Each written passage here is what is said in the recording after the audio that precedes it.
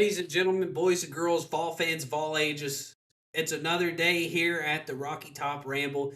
I got my co-host here, Christian Moore, and the other one, Luke Hall. How we feeling today, boys? It's a day after a win, so feeling pretty good. Gotta be.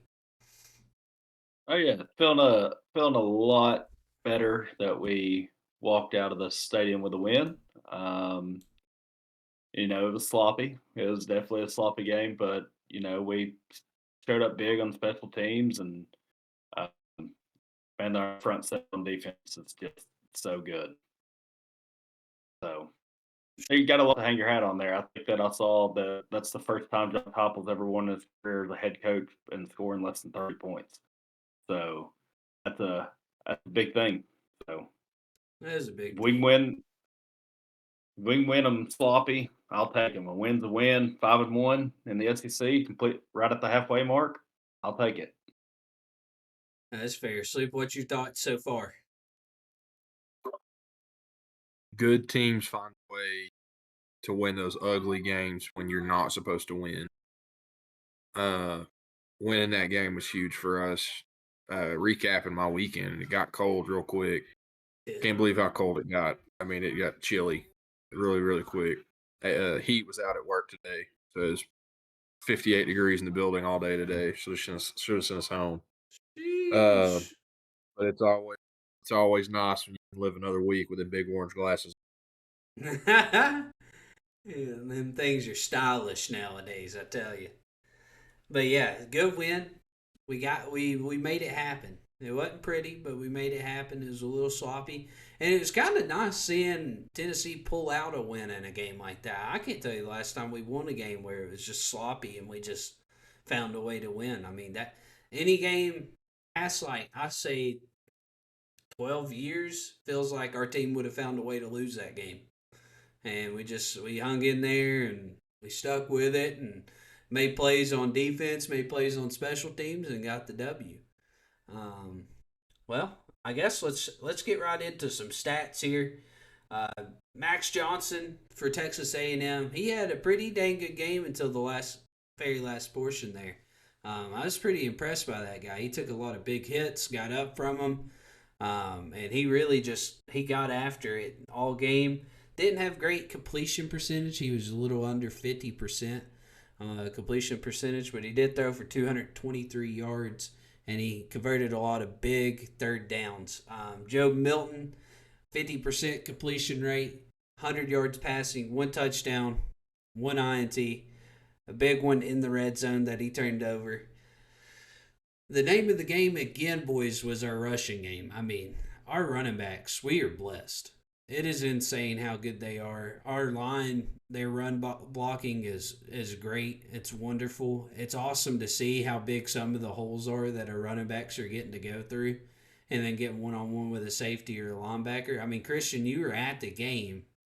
I know how it is whenever you're at the game and you see that hole open up how it's supposed to. I mean, it had to happen a lot on Saturday.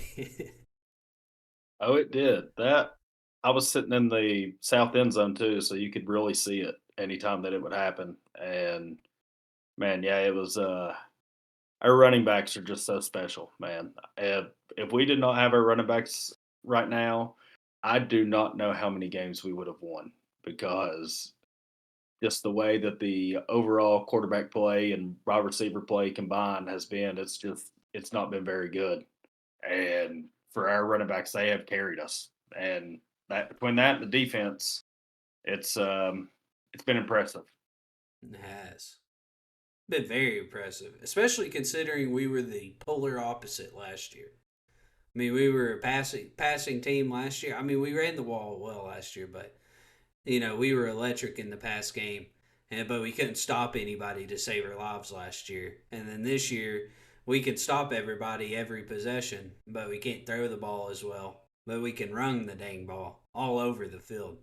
So, what'd you think about it? Um, I want to break it down like a couple different ways, but the biggest thing to say is a win is a win. And ugly win is a good win. better than a pretty loss. I mean, Milton played subpar. I thought Heupel probably coached the worst game that we've had. Um, outside of the punt return, our special teams wasn't outside of the punt return and punt on the 1 yard line. Our special teams wasn't great. Um, both huge, great plays.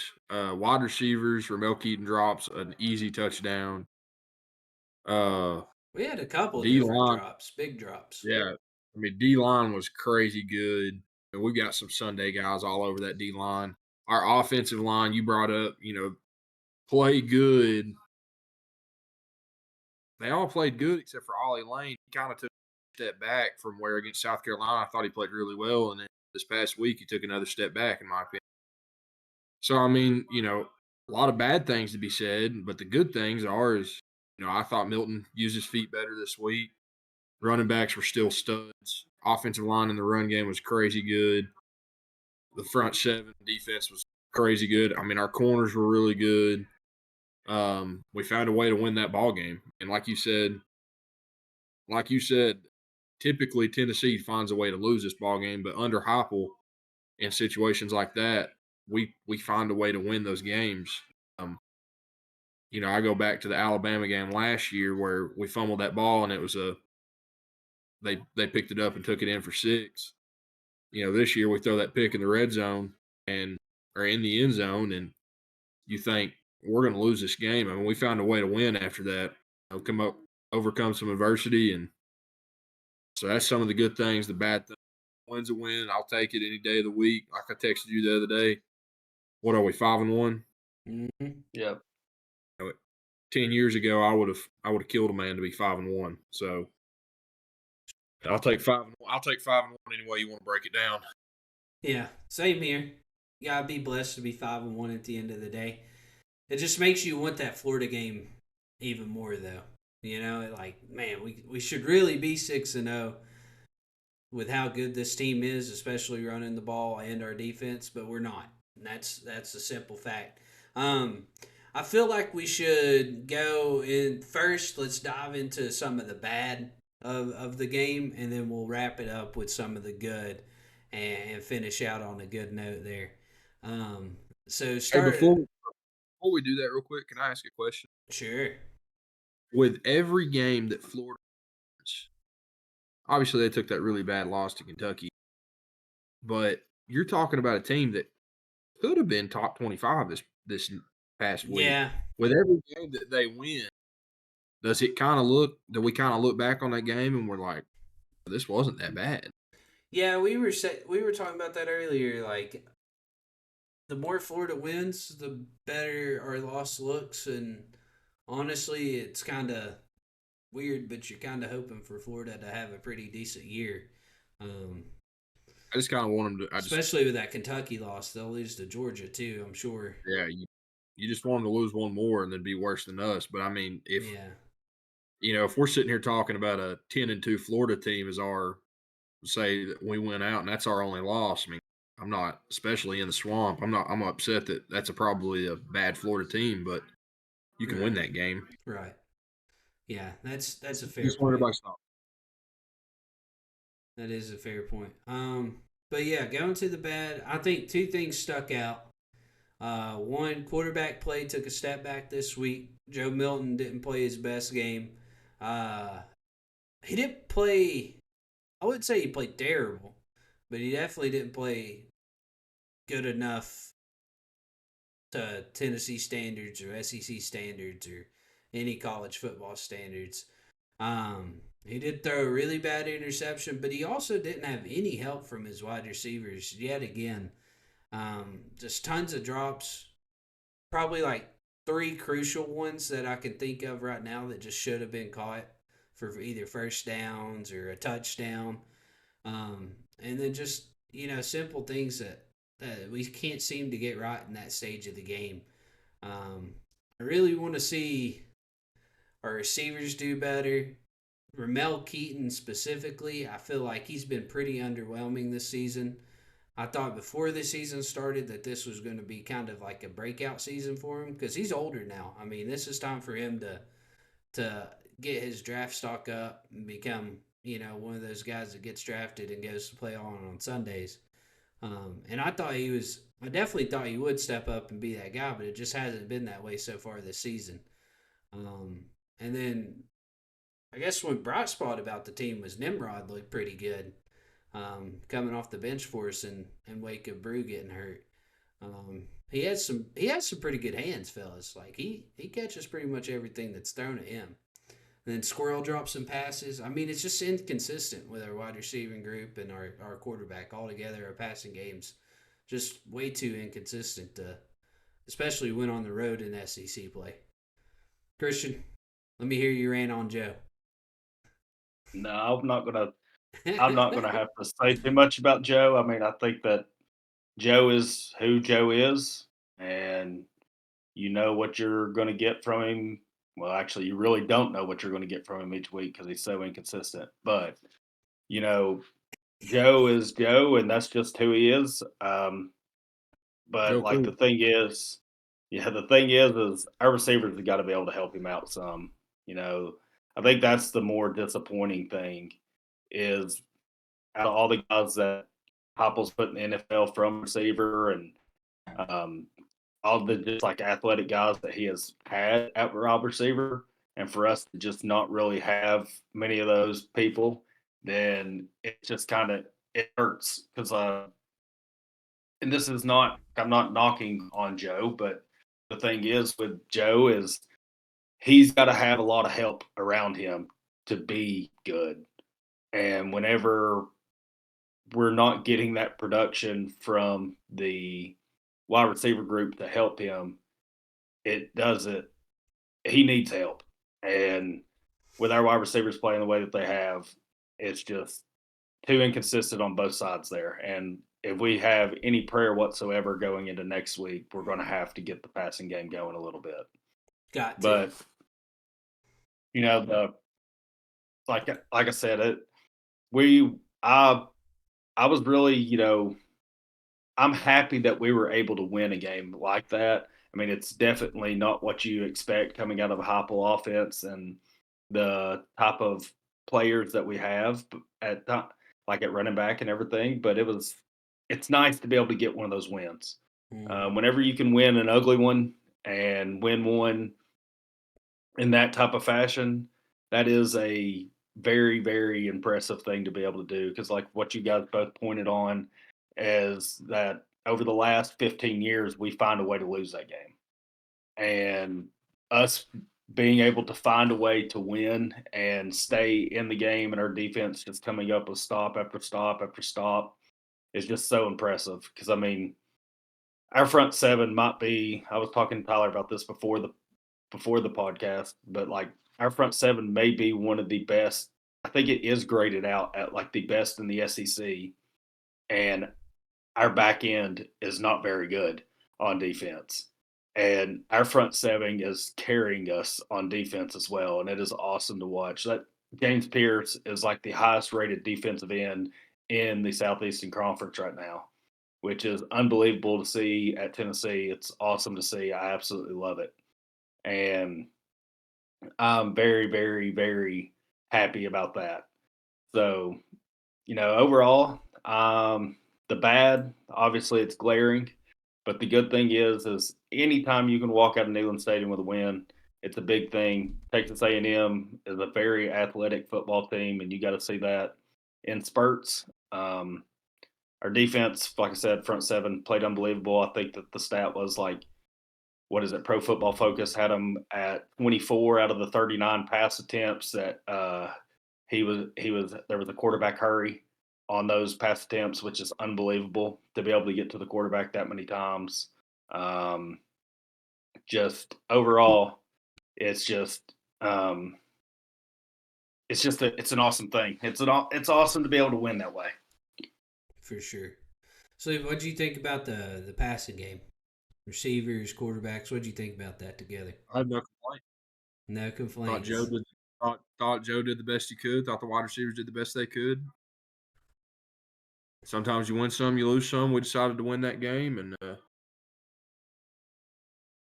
like you said, we had some bright spots with Nimrod. I thought he was a bright spot. I thought everybody else kind of had a subpar game. Joe Milton had put the ball on the ground more, wanted to run over some guys, wanted to hit somebody. Love to see him talk and then throw an interception. That's just elates me. Um, no, I mean for real. I mean being for real. We won the game. I can't sit. We got the job Can't done. sit here Can't and sit harp back. on it too much, you know. I can't sit here and say like, oh my gosh, it's horrible like that. I'm not gonna sit there and say that. I truly think that play better. I think everybody can. I think they realize that. I don't think they're complacent with how they played. Yeah. If they were complacent, and I'd probably have a little bit more to say, but I think it's frustrating for him. I think it's frustrating for everybody. So Right. um, I hope they get better, and if they don't, then they don't. I'm going to sit back and support and do my best to be a VFL and Go do what I Vols! can. I can't sit back and complain about a win. So Right. Right. do I want them to be better? Yeah, but it didn't happen. Move on to next Saturday and hope it gets better. Exactly. Exactly. Yeah. Let's go talk about the good. That front seven for us is insane. Tyler Barron and James Pierce are leading the way. Tyler Barron also with a great game. He's making a pretty good case for his draft stock sloop. I think he's a senior this year, so What's um, the what was the stats for them? for those two together, Just in general, what was our front seven stats? I don't know if I'd You got have them pulled up? front seven I stats. Let's don't. see. I don't. I know that we only allowed like 54 yards of rushing. Yeah, I've got rushing it here. I'll just go over our defensive stats. Um, Texas A&M was 5 of 15 on third down efficiency. That's a really good stat from us. They only converted 30% of their or 33% of their first down tries on third down. 0 for 2 on fourth down. We had two big fourth down stops. One was a sack, I was pretty sure. Passing, they passed for 223 yards with an average of 6 yards per pass. Pretty decent average there. They did hit us on some big plays. Our DBs don't really turn around and play the ball too much when they're man to man. I know teams know that, so they just throw it up. And their receivers were pretty dang good. They went up and got the ball and came down with a lot of them. We also had two big turnovers at the end of the game. Kamal Haddad and Judy Lawley. They both had a interception. I thought Judy Lawley was gonna take his back to the crib. It definitely was setting up to be like that. And what I really loved about that is when he got that interception, you saw every single one of our other defensive backs absolutely take off to go block somebody. It was pretty cool to see. Um, I think it was Wesley Walker. He just ran right past Judy Lawley as he picked that off and went and just smashed somebody right in front of him. So that was cool. Rushing 54 yards, rushing on 28 attempts. They only averaged 1.9 yards a carry. Um, Stuffed them. I mean, there's no other way to talk about that. We absolutely stuffed them at the line of scrimmage. Every time they tried to run the ball, we were there. I think the longest run was 11 yards for the game. So anytime you can do that as a defense, that's pretty dang solid. Um, and then, yeah, time of possession was almost even for a Tennessee game, which is also not something that we see very often with this offense. Usually we never control the time of possession. Uh, like a minute and a half more, and we would have done that. So that's pretty cool. But yeah, just great plays all around by our defense. They showed up when they needed to. And honestly, their worst drive of the game was the first drive of the game. They came out a little flat, and had they not come out flat, I mean, we would have just absolutely dominated on that side of the line all game. Not that we didn't already, but still, we gave up 7 off the board, and then they didn't score another touchdown the rest of the game. Um, Other good things, offensive line, running backs. I mean, we can talk about that all day if we want to. We're averaging over 200 yards a game. It's just that's unbelievable in SEC play. Um, but yeah, that's kind of the breakdown of our defensive stats. I can go over our offensive stats if y'all want me to. Yeah, what did we run for? I think 238 or We something like ran that. for That's what we ran for. 232 yards on 49 carries. So we ran the ball a Yeah. lot more this game. We didn't pass near as much as we usually do. And then we averaged 4.7 yards a rush. And then also, we threw 22 times, completed 11 of those, had one interception, one touchdown, averaged 4.5 yards a pass. So we averaged more yards per rush than we did per pass, which Yeah. is crazy. I mean, this is crazy. We're talking about a Coach Heupel offense, and those are the stats. It doesn't look like Heupel's coaching this team on the paper here. But hey, I'm happy. I know there's a lot of old heads that are watching this game on Saturday. That's watched like all year, and they're loving it.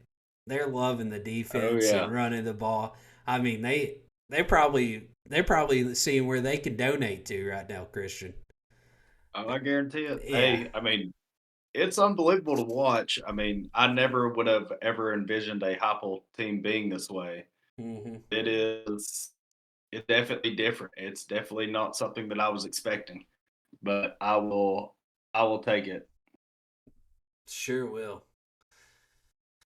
Sleepy. It's a Oh, go ahead, Christian. it's a great thing though. It's just a great it's a great to be able to like the biggest like one of the biggest takeaways in the whole entire thing for me, I guess, is just that whenever you can win a game that's not really ever been your identity, it's just that's a huge thing for like a coaching staff and everybody Oh because yeah. it just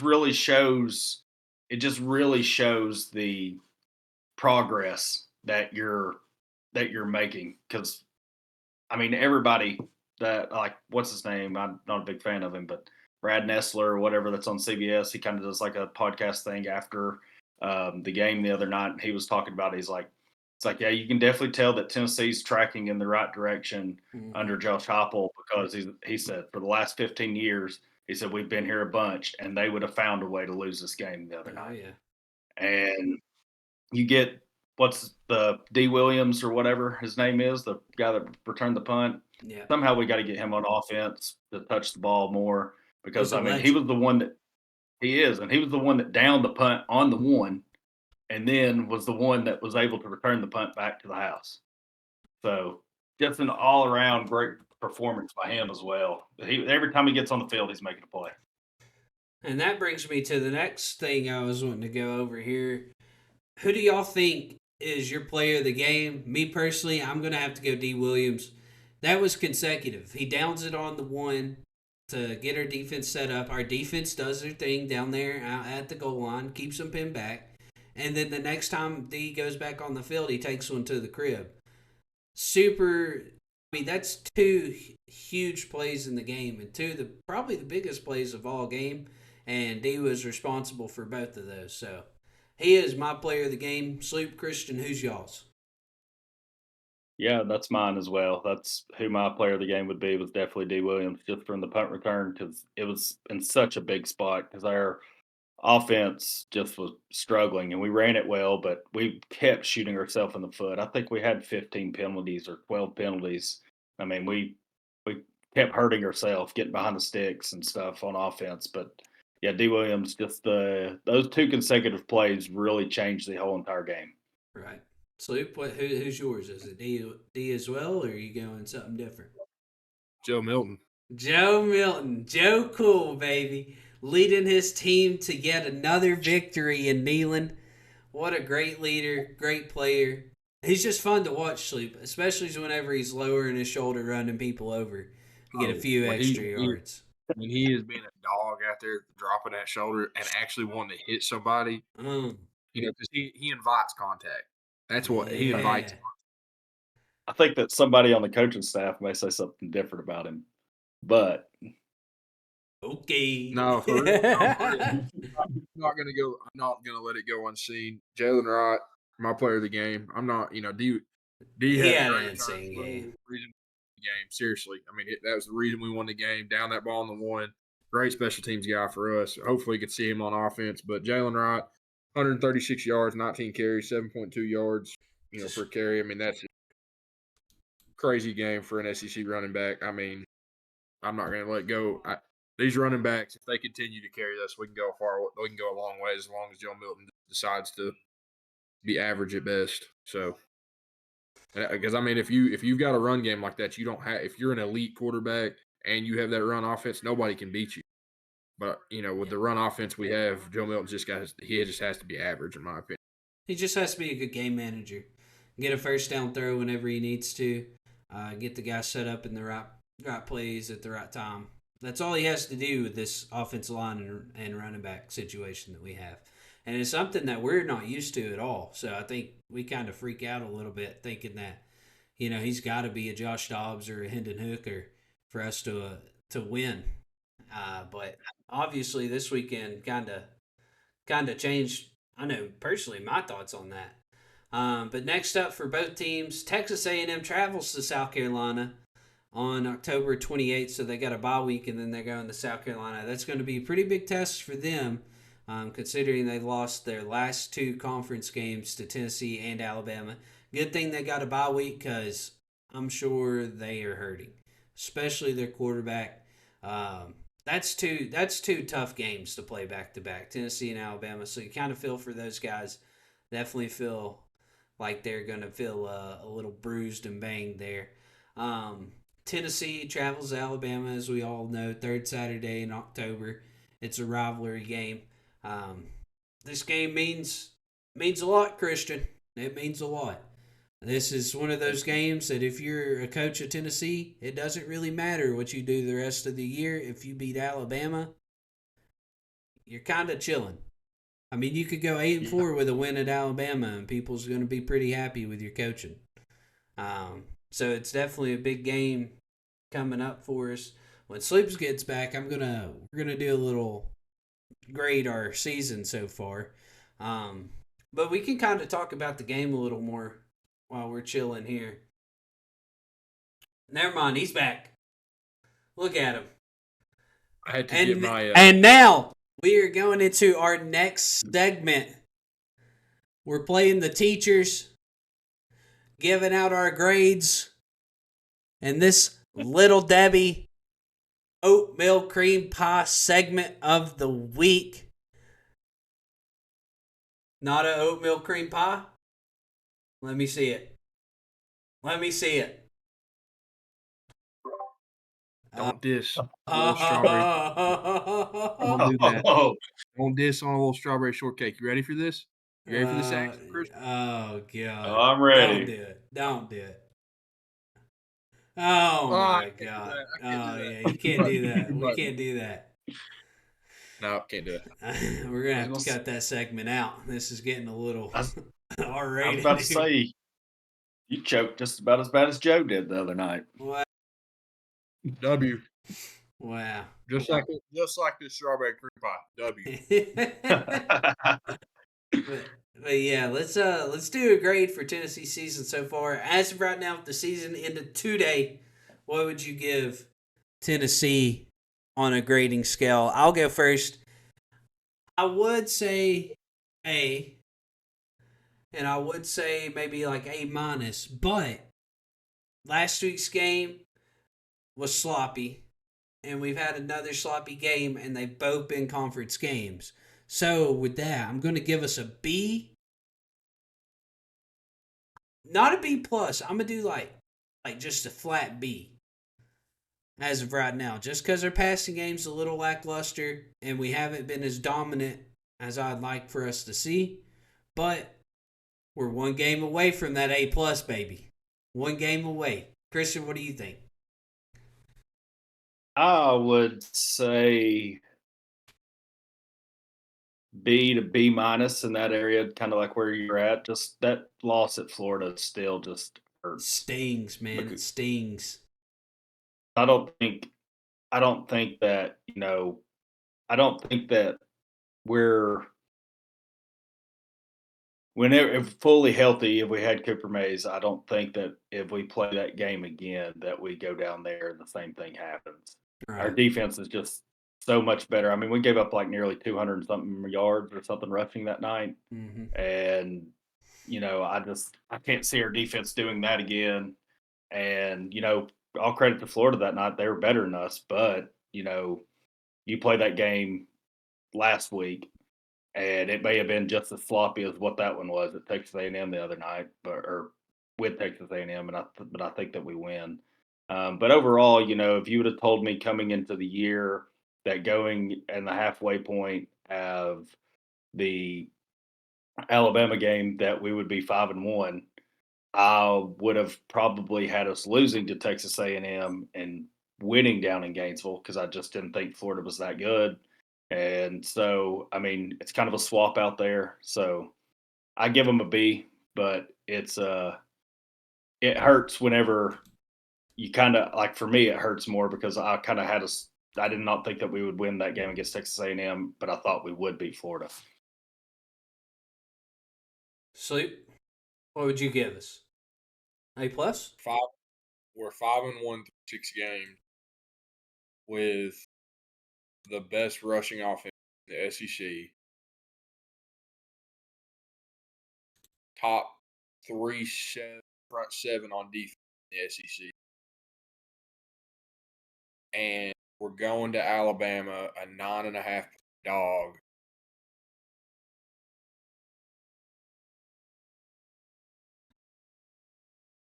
Texted the other day in the group and I said A plus. I was lying really early that morning. I'd give us an A. I mean, we're 5-1, guys. The season ends tomorrow. We're a top team in an extended college football playoff. We're in the playoff. I mean, I don't know how to. I mean, we're 5-1. I can't complain about it. I'm gonna continue to ride this high and 5-1, and then after this Saturday be 6-1. And I think that you're a game away from being a top 10 team and being in that highlight of like this team could be in the college football playoff again. I think that I can't get over that we're 5-1 with, in my opinion, the best rushing attack in the nation. The best front 7, top 3, top 5 in the nation. Our obviously our passing game has been not great. Not horrible because I've seen JG play. Right. I've seen really bad passing games. So I mean, it's average. I'm not going to sit here and say that it's below average or above average. So, if imagine this, to set the scene, you win this week with Joe Milton being average, and then someone named Frank will still continue to complain after we win a game in Tuscaloosa and Joe Milton played average. I'm talking a touchdown, an interception, 220 yards. But Jalen Wright, Jabari Small, and Dylan Sampson still 250 plus, and the defense played lights out, and you win that game by a touchdown. Someone will still find a way to complain about Joe. So I mean, if that's really dropping letter grade, I probably need to reevaluate how I talk about other people. So it is what it is. Give us an A. We'll take an A or a B because that means you're doing above average. So there we go. Are you the gifted class like Tim Tom was? Wait, what? Maybe I don't know. My mom was a teacher. Sleep. She just put me in there because she wanted me to be. Wow, favoritism. Favoritism. That's all that was. Never would have guessed that. Anyways. Y'all want to go straight into the preview for the Tennessee game? Want to recap some of the college games for right now? Let's go Tennessee, Alabama, then we'll hit some of those other ones. Okay, we'll wrap it up there at the end.